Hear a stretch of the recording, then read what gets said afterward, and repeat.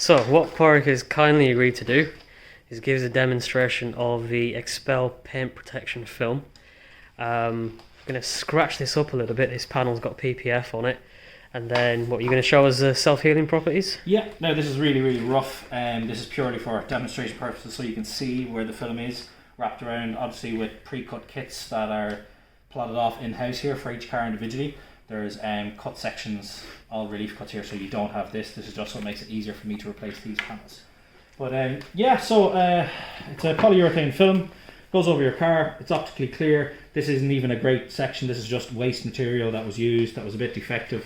So I just put that on myself to use this as a demonstration panel. It's been scratched and healed many times already. There's probably a little few marks on it that you might have seen already. So PPF basically regenerates. It has a sacrificial top layer that you can, when it gets damaged, it disrupts the pattern of the top layer, and basically when you heat it up over 18 to 20 degrees, it actually re-levels to its lowest energy source, so it becomes flat again. Which is absolutely amazing. So it prevents stone chips, minor abrasions. I've had a customer who's returning with his brand new Taycan that the PPF was put on 4 days after he purchased the car. Somebody decided to badly park and scuff his front bumper. Nice. Not really, and scuff his front bumper. And yeah, thankfully I inspected it, removed the PPF on that section, and the paint was perfect. So it wasn't. It looked terrible. It would have, and it was actually the guy's wheel that hit the car. When he was turning in really badly, and hit it. You'd be more nervous around cars like that, you know. Yeah, so removed the PPF and it's perfect. So that's been replaced. I put a temporary patch over it for the minute, but yeah, that'll be replaced soon enough, you know. But the paint was perfect underneath. Sure. So minor chips. Just a quick question: if that customer had a ceramic coating on instead of the PPF, would let's say the temporary fix or the repair for that have been a magnitude higher or different to a PPF covered car? PPF versus ceramic coating? Yeah. Can't compare. Yeah. It's physical film. So PPF sits on top of your paint and is an actual physical barrier between the elements, anything, abrasions and that, and your paintwork. A ceramic coating bonds with your paintwork. So like paintwork's by no means flat, it's dips and valleys and everything like that. A ceramic coating will level it to an extent, depending on the ceramic coatings. Now Modesta, that I've recently been accredited with, adds up to 4 microns, so that's filling in and adding on generally more than than the dips and the valleys, so you're creating that glass effect. But general run-of-the-mill ceramic coatings unfortunately don't provide the protection that they claim. It's more of a maintenance coating. It'll help you maintain the gloss levels that have been achieved by the detailer, but not necessarily maintain, they won't prevent any scratches or damage. Like what you'd see as a scratch or a damage, the ceramic coating suppliers would class as bodywork repairs, you know, which is unfortunate, but look, it is what it is, you know. But PPF, it's on a next level. Like you can't compare it. It's like having an umbrella in a hailstorm versus, you know, having a little thin hat on. You know, that kind of thing. Like it's a complete like protection for your car in comparison to something that's on the surface. Sure. In that respect. But yeah, so back to the demo on this. That's a proper now wire brush. There's no hiding. There's even a bit of rust coming off it for added effect.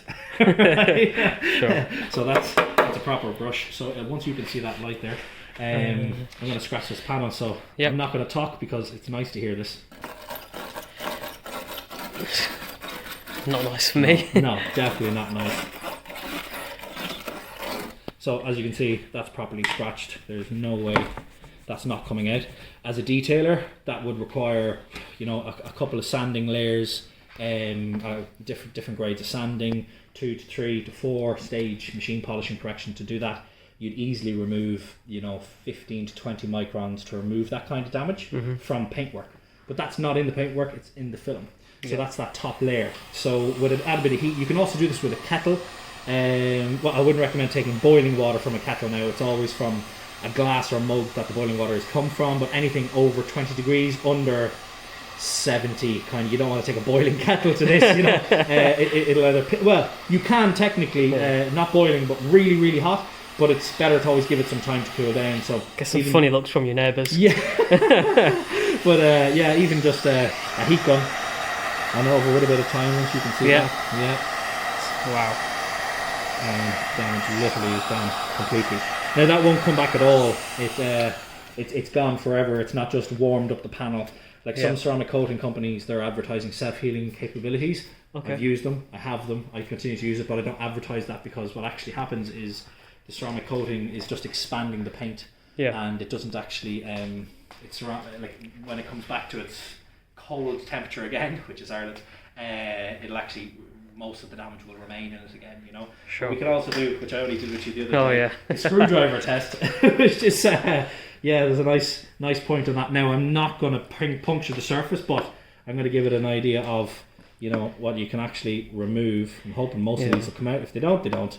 But like, you can just show you basically. But it can happen if you're doing like DIY jobs. Yeah, a belt buckle on your wing, you know, that kind of. I'm going a bit harder on the last 5 there, just in case, and we'll add in a few heavier ones. I've never actually done this this hard, so we'll see. We'll see how this goes. I might get 90. If I get 90+% out of that, I'll be very happy. Wow. So, maybe in a second, that could be actually ready to dirt from that. And, yeah, give me 1 second. Give that a wipe.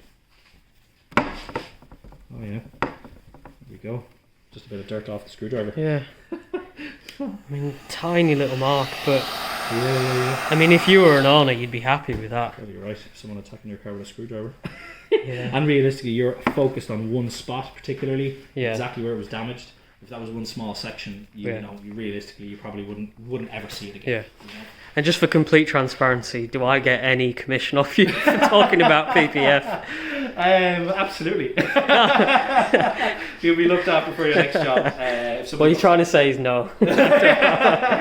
No. It's just to make it clear, like, this is not some kind of advertising trick. Yeah. I came to Padraic a couple of years ago now with my 7 Series, and we put the Xpel Fusion Plus ceramic coating on that at the time. Yeah. And the reason I'm so interested in PPF now is I wish I'd got the PPF done on that. Yeah, unfortunately, so we're yes, it is possible to do it, but we're very limited. So technology is only catching up. PPF is around since '94 that they're putting on cars, but cars done back then, new installers and the new film out there. Technology is growing every day, but there's no patterns for older cars. So unfortunately, PPF is there are a lot of models, Porsche specifically, that are covered. There are a lot of models that aren't covered, unfortunately. Sure. So we are limited to what we can do. And what I mean patterns is, you know, there's a lot of guys who will just install bulk. So they basically roll out the film, cut it roughly to the size they need, and bulk install it. But then what you have to do is you have to cut on the car. So you're always running a risk if you're running a blade along paint anywhere that you're going to cut. You know, and we're human at the end of the day. We can be as precise as possible at 90+% of the time, but it only takes 1 second lapse, and you know you've sliced the paint, which you won't know about until the film's removed. So generally we don't want to do that. That's why I specifically went with Xpel, because they have the biggest database of car patterns in the world. Wow, okay. Nobody can touch them. There's other film manufacturers out there, but they have the best kits, they have the best shapes, the best patterns, everything, and all the brand new cars are done. So anything from kind of 2012, 14 upwards, everything. They have pretty much everything.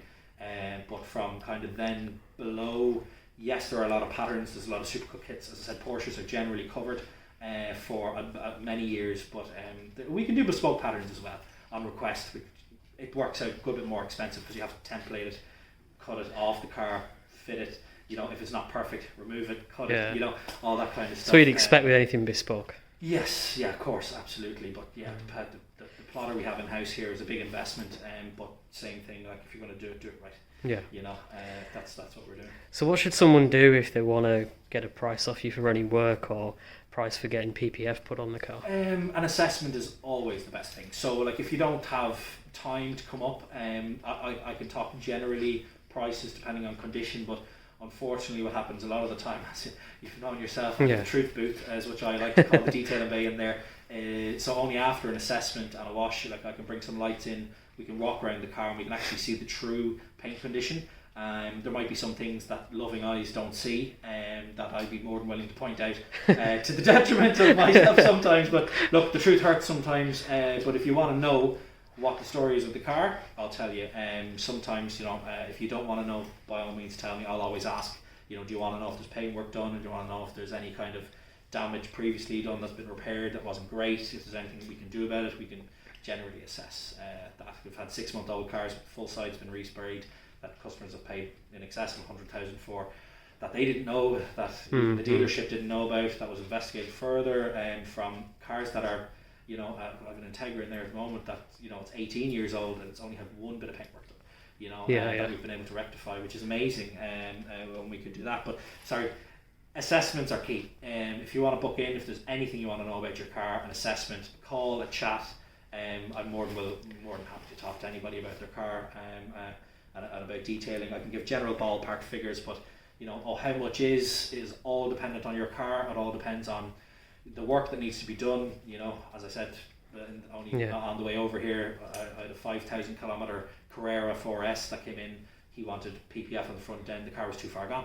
It was already stone chipped too badly to PPF it because it would have left little air pockets in the dips. So if you have a stone chip, it's a gouge out of the paint that you can visibly see, but the ones you generally don't see are like divots where, like, I don't know if anybody plays golf, it's where the ball hits the green and it leaves a little dip. It doesn't take a hole out of it, there's no muck showing. Same thing with, there's no primer or paint showing, or undercoat or steel or metal. It's a little divot, and what can happen is with the PPF it looks great, but what happens then when it dries out, because it's a wet application, you'll have a little small white circle pocket, and on darker coloured cars it's a disaster. You know, and it'll look terrible. It's like trying to put cling film over an old dartboard. You know, it doesn't always work, unfortunately. But generally, you never know. I've had cars in that were 6 years old getting PPF that we could do. Like I had a Cayman in that was 2014, I think 2014, 15 Cayman, and we did PPF on that. It was chipped, but we could still do it. It wasn't too far gone. Sure. And then I had a brand new 2.0. Was it? Yeah, it was earlier this year. It was in June. He came in to me for a look, just assessment outside. We were locked down, obviously. I came for a look and it was too far gone. Yeah. You know, so which was unfortunate. You know, but he was very happy to know that. You know, going forward for the next car, probably in the next year or two, he'll get a PPF from day one. So that's the most important thing. Yeah, but that assessment and transparency is really important, because a lot of people will just be interested in selling you something without really giving you the warts and all approach. And like your car might be too far gone, but they'll be like, oh yeah, of course it can be done. And then when it doesn't look as you expect, you're in a really tough spot. So thanks for the advice there. No problem at all. Like generally something that's happened to me so many times, long before I went into business, was I'm being sold something that I don't need or want. You know, because someone's very good at sales. That's their job. You know, if you buy it, they worked. They did their job. They did it well. I don't like that approach, because I don't want somebody like expecting a result that I can't achieve, or me to sell a result that I can't achieve on a car that's too far gone, or that someone's going to change it in 6 months. Like, don't come and spend $2,000 on your car and change it in 6 months. That's crazy. You know, well, if you want to do it every 6 months, happy days. I'd be very happy about that. But you know, at the same time, I've had customers come in looking to spend blank check kind of territory. Literally went whatever it takes, and only after a chat, I kind of went, you know, what's the plan going forward? How long are you going to keep the car? How are you going to drive it? How are you going to maintain it?